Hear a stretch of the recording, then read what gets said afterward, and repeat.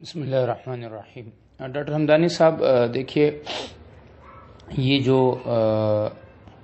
قرآن کریم کی مختلف صورتوں کی مختلف فضیلتیں آتی ہیں، ان فضیلتوں کا مقصود پورے قرآن سے لوگوں کو ہٹانا نہیں ہے،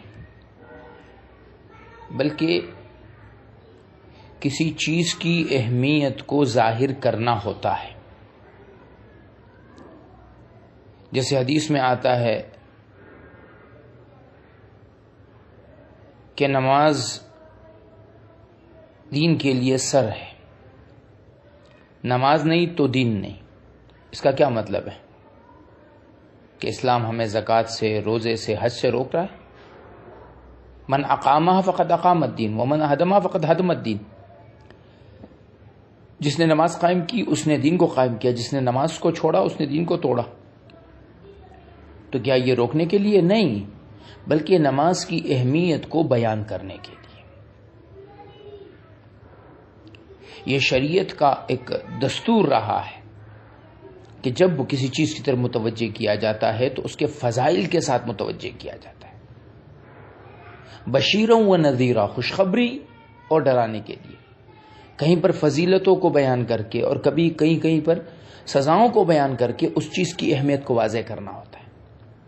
ایک آدمی کہتا ہے، جی زندگی میں سب سے اہم چیز یہ ہے کہ بھائی آپ کی بیوی بہت اچھی ہو۔ کیا مطلب ہے؟ کہ بیوی ہو باقی کچھ بھی نہ ہو؟ یار زندگی میں پیسے کی بڑی اہمیت ہے۔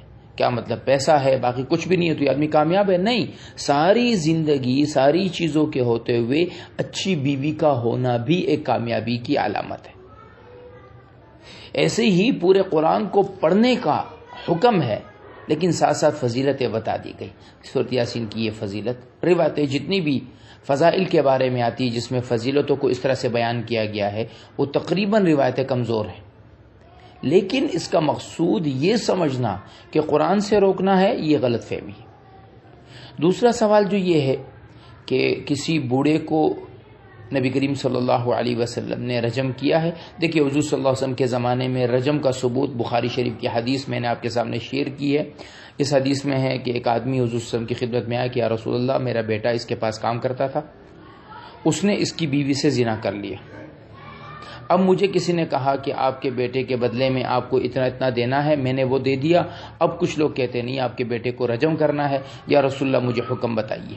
آپ علیہ السلام نے فرمایا تیرا بیٹا غیر شادی شدہ ہے تو اس کو تو کوڑے لگیں گے، اور اس کی بیوی چونکہ شادی شدہ ہے تو اس کو رجم لگے گا، اس کو سنسار کیا جائے گا۔ صحابی کہتے ہیں مجھے حکم ہوا اور ہم گئے، ہم نے اس عورت کو رجم کر دیا۔ حدیث میں ثابت ہے، بخاری شریف کی روایت۔ اب کوئی آدمی کسی خصوصی واقعہ کو لے کر آنا چاہتا ہے اور وہ کہتا ہے کہ اس میں رجم نہیں ہوئی ہے، تو پہلے وہ اس حدیث کو، اس کے حوالے کو بیان کرے، پھر ہم سے اس کا حکم مانگے۔